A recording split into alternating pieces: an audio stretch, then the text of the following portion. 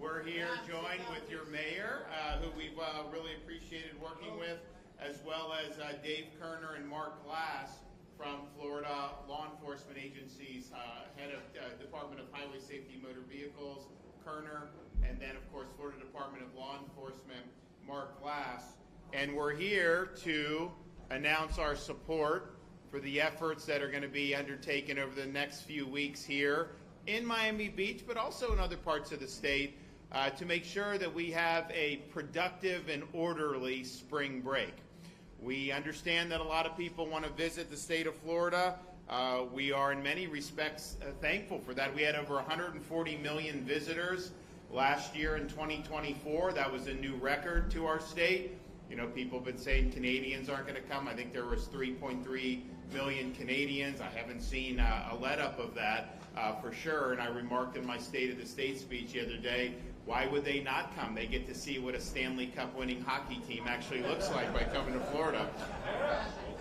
So we had seen in the past what had happened in Miami Beach, and you had instances, particularly once COVID hit, and Florida was kind of the place where when people wanted to escape the madness, they came to Florida. And there was a lot of good for that, and we were thankful for that. Honestly, a lot of businesses came here and never went back. People moved here and never went back because they appreciated the quality of life. But we also saw it get out of hand, and it got out of hand here for many years. Now we had support. We'd have Highway Patrol be called in and different things in the state, and then as a matter of course, we would send in help in the middle of all this. And then, you know, when I was talking to Steve when he got elected, I said, listen, we'll help, but why don't we go in at the front end, have a plan, and do it? And so, to his credit, last year, they really had a great plan for this. They welcome people. It's a very welcoming city, but at the same time, you know, we can't have things just descend into madness and mayhem and chaos. And it hurt businesses when that happened. It hurts residents' quality of life. And there's just a lot of negatives that came from that. So they had a plan. We had our state agencies fully engaged to help. And I think most people you talk to, 2024 was the smoothest and most successful spring break we've had here in a long time. And just on our end, we had more than 140 state troopers deployed to provide spring break assistance across Florida, but we had almost 50 assisting the Miami Beach Police Department during those weeks here. That was something that was significant. We did on the state side. We provided things like DUI checkpoints, traffic enforcement and control, high visibility patrol, street and road closures as needed, crowd control, and curfew enforcement for all jurisdictions.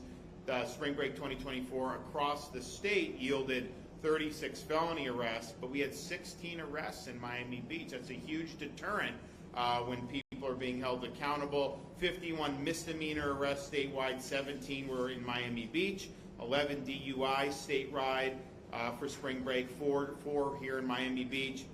We had 4,200 moving citations statewide, 1,200 of those were in Miami Beach. And we had 259 commercial motor vehicle citations statewide. 13 of those were in Miami Beach. There was narcotic seize, everything from marijuana, cocaine, oxycodone, crystal meth, different types of things that are illicit, and it would prove to be very successful.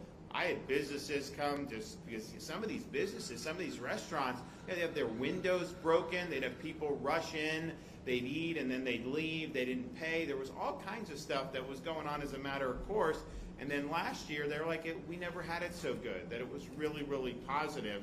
And so we're back here today on the cusp of Spring Break 2025 saying we're going to do it well again. We owe it to the people that live here. We owe it to people that visit here to make sure that this is orderly and safe for everybody involved. So I'm directing state law enforcement agencies to provide the additional personnel and assets that are needed to our local entities here in Miami Beach, but also in other places around the state to ensure they have the resources they need to keep the peace over these upcoming weeks of spring break. Now, Florida Highway Patrol already began deploying resources to support the agencies requesting assistance in late February, and they're going to continue to provide that assistance all the way into April.